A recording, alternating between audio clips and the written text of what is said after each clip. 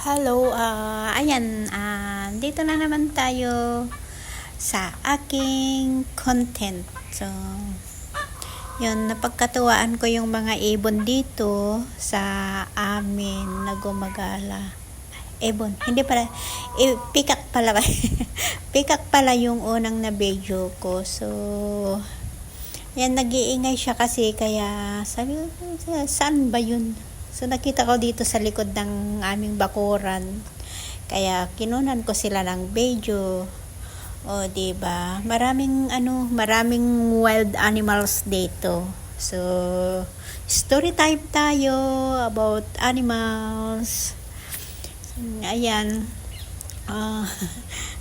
Mag-asawa yata yan eh. So, ganda naman nila. So, then, yun yung huli. Okay. Ito naman yung alaga kong aso, bumaba. So, bumaba siya, pero nasa second floor ako. So, parang second floor to level 1. Ganon. Yan, bumaba siya kasi gusto niya rin magliwaliw. Magliwaliw, tatai pala. Magpupo pala. So, yan. Makulit yan, o di ba? So cute, ang cute niya. Tinawag ko ng paakyat yan eh. Actually, tinawag ko siyang umakyat niyan, pero bagal niya. Medyo mataba kasi siya, kaya pasensya na kayo yung nakikita niyo doon, hindi ko pa napulot. So, yan. And then, dyan labas siya dyan. Pika! Dahil, mabagal siya, kaya wala pa. Pika! And then, wait nyo lang. Bakit ka na? Ayun. Ayan na, lumabas na. O, di ba? Ang cute niya. Para siyang buru-buro. Pero ito yung second video ko kasi ang diba yan, pinuputol-putol yung na video ko sa kanya. So, makulit siya eh, makulit. Pumunta siya doon. Actually, this day din, mayroon ding ibon. Hindi ko alam kung anong pangalan ng ibon na yan. So, ayun, nagagala-gala yung nagagala-gala yung si Pika ko. So, ito na yung ganda ng view dito. Ang daming dahon, ang daming halaman. And then matataas yung halaman din dito.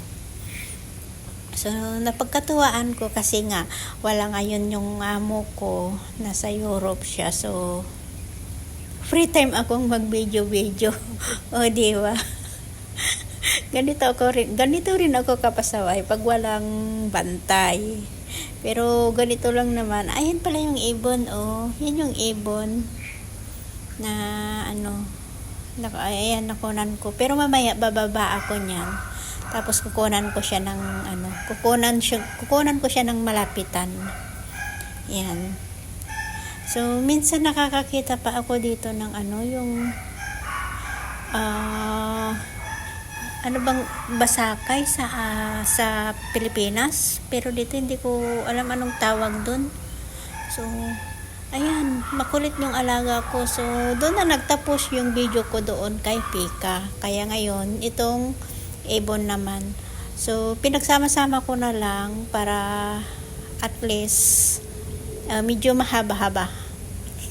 Medyo mahaba-haba. And then isahan na rin lang kasing i-post ko sa aking YouTube channel. So, isahan lang i-post sa YouTube. Ganon.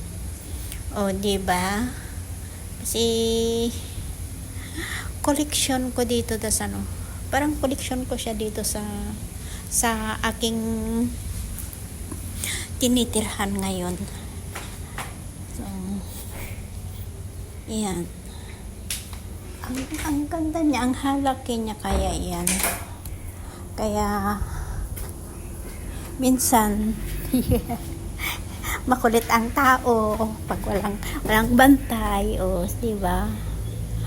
So, nagkapagkatuwaan ko, ito yung garden namin dito. May mga saging, ganun. Meron kaming mga guyabano, meron kaming avocado, ano pa yun, jambu. So, kaya yung mga ibon, gustong-gusto nila dito kasi marami silang makain. Tapos yung saging namin, 3 klase ng saging. Yun, mayroon kaming saba, mayroon kaming tumok yung green lang siya na hinog siya pero hindi siya nagyayelo, ganon. So ayan. Natawa, may papaya pa pala kami. Ayan, naalala ko papaya tuloy. So ganyan kaganda ng aming bakuran dito sa likod. So ayan, I hope nag-i-enjoy kayo sa panonood ng aking video, ng aking content. Kasi ito na lang yung gagawin ko dahil wala na akong lagi akong nakaka-copyright. Kaya ganito na lang. Story time na lang, ganon. Yung mga nabibideo ko. So, kinikwento ko na lang sa inyo. Ganon. Diba? So, I hope mag-enjoy din naman kayo na manood sa aking YouTube. Mag-enjoy kayong manood sa aking mga video. Yun. So, thank you. Salamat sa panonood. And I hope din na malibang kayo. Diba? Or baka ako lang yung nalilibang sa ibon. Diba? So ngayon, dahil medyo may pagkabulol pa tayo sa English o hindi tayo makapagsalita ng English. Tama? Practice lang ng practice. Try lang. So, ayan. I think hanggang dito na lang yung aking content.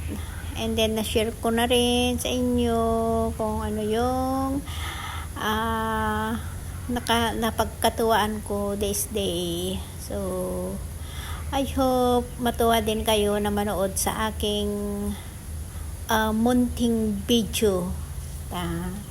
So, ako kasi natutuwa ako kapag nakakakita ako ng ganito. So, kasi, never pa naman akong sa Pilipinas wala kang makita ng ganito eh. Diba?